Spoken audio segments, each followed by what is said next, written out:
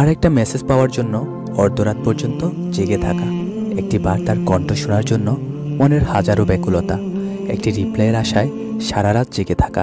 শুরুতে তার প্রতি দুর্বলতা কাজ না করলেও দিন দিন অনেক বেশি দুর্বল হয়ে পড়া।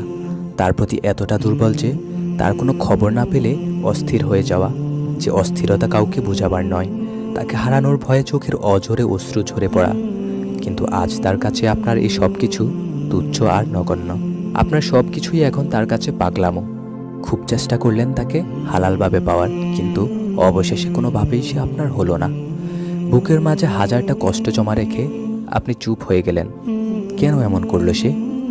মাঝে মাঝে ভাবেন, তাকে তো আপনি হালালভাবেই চেয়েছিলেন, তাহলে আল্লাহ কেন তাকে দিল না? কিন্তু আপনার এখন মনে পড়ল, আপনি তার ভালোবাসায় অন্ধ হয়ে আপনি আপনার রবকে ভুলে গিয়েছিলেন।